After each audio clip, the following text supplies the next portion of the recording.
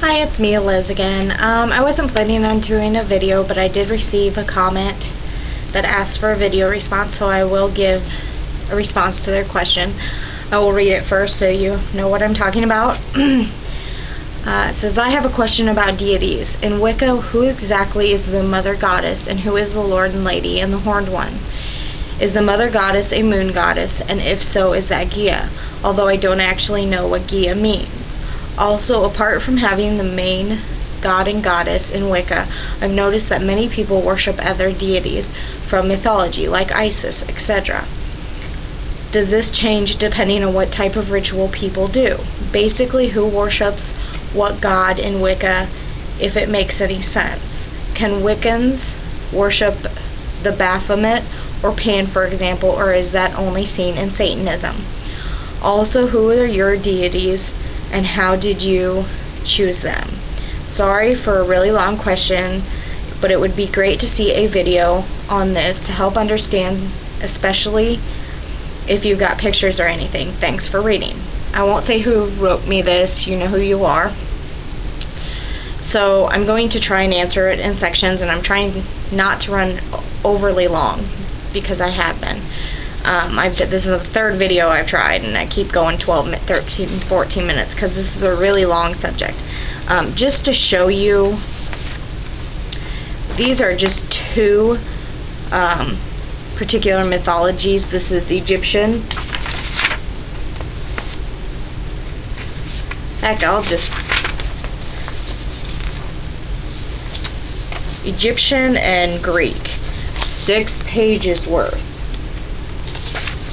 This is a very big goal you set me, so I won't go through and name all the gods and goddesses. It would take forever. I don't have enough time, and neither do you, and I'm sure you don't want me to go through and name them all and say what they are. As great as that would be, you'll never remember them all anyway. I don't. And they're always changing because archaeologists are always finding new gods and goddesses in ancient Greek. As soon as they find something new that says a new god, it gets put on there. So I won't go through them all. First, I'm going to answer the first question, which is, who is the Mother Goddess, the Lord and the Lady, Horned One? And just so you know, Gaia means Earth. It is an Earth goddess and a Moon goddess. I'm going to explain basically what that stuff is, and then I will go on and answer the rest. First, I'll explain the One. The One is what is called the Force, if you want to get Star Warsy, the universe, energy, magic itself,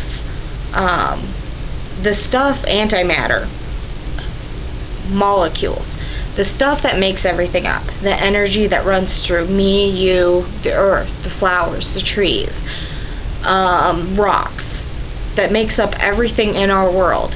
That is the One. And however you want to call it is fine. I call it the One because of the story, and I really like that story. And from the One, there are two beings that were formed, the God and the Goddess. Now, to explain the God and Goddess and why we use different deities from different mythology, now sometimes this depends. If you are a specific branch of Wicca that only, there are Egyptian branches, there are Celtic branches, Roman, Greek. Some people just use the gods and goddesses in that particular culture. But if you're not, if you're like me and I'm eclectic, I use what I like, and I use all different deities to, whatever suits my purpose. The goddess, the best way I've heard it explained is, think of a diamond. A diamond is one rock, if you want to call it, one gem, but it has many different faces on that diamond. So the goddess is the diamond, and the many facets of it are the different goddesses that are her, whether it is Hecate, Isis, Astarte, Artemis, Athena, Morgan. There's tons. I could go through millions and millions of them. Mat, which is Egyptian. You know, all of those are the goddess. They're just different faces or different personalities of that one goddess. The same goes with the god. Whether you call him Pan, Ceranos, Ares, Sekhmet, any of those are different faces or different personalities of the god. They're still the god, and they're still the goddess. They're just different branches or faces of that goddess. It's like with Christianity. You have the Father, Son, Holy Spirit. Even though they're individuals, they are still one being. So it's very similar to that, I guess. That answered that question. The second part, it says, basically, who worships the god in Wicca? We all worship the god in Wicca. There are some that are majority, they're drawn to the whole goddess part of it, but the god and goddess are equal beings. You can't have one without the other. So if you're worshiping just the goddess, you're kind of leaving half of Wicca out of your life, which is not necessarily good. The goddess gets a lot of attention, but the god is just as important. So there's that. Now, as for Baphomet, I'm going to read a little thing for you, okay? And it says, the Baphomet is not a Masonic symbol. It is not worshipped by Freemasons. There is no traditional relation to the pentagram, nor the goats of Mendes, nor Pan, nor the Green Man. The name seems to first appeared in the 12th century France, and its image first appeared in 1855. Then Anton César Lefebvre, and his Atheistic Church of Satan adopted it in 1966, but it all started with the Roman Catholic Inquisition and the Templar Knights. This is one of the reasons why Wiccans do not use Baphomet. The reason being is because he is mostly associated with the Church of Satan. We do not believe in Satan. We do not believe in a all evil being. There's good and evil in both, like the yin yang. So we don't worship him because he is mostly associated with Satan.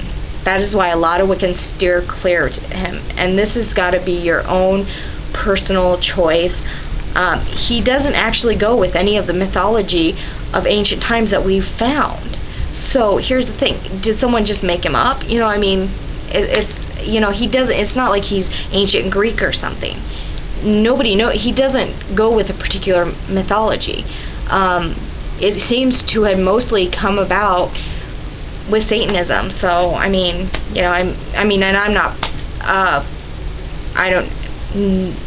I'm not well read on the subject. I steer clear of him because, like I said, he's with the Church of Satan, so I don't really pay much attention to him. I don't use him in any of my rituals. And I'll show you pictures. This is Pan. And Faunus, Faunus is the Roman version of Pan, and this is Baphomet. So as you can see, they're very different. They're not the same people. Pan is not Baphomet. Baphomet is not Pan. So there's that.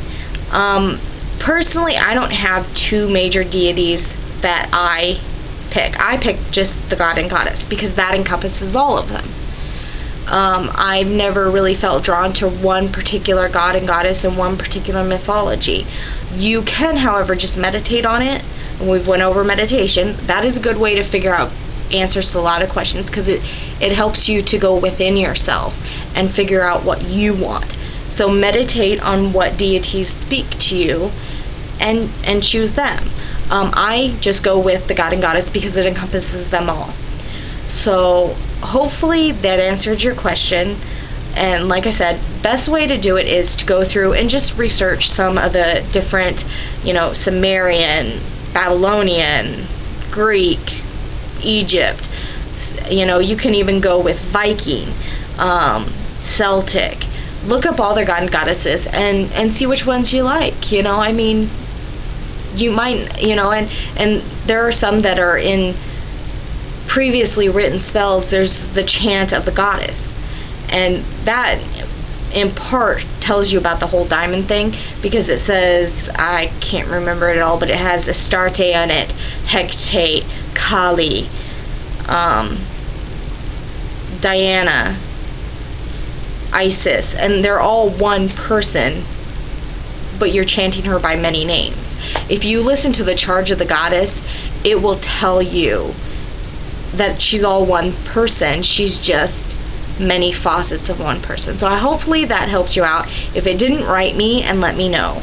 I think that's it. I'll talk to you later. Bye.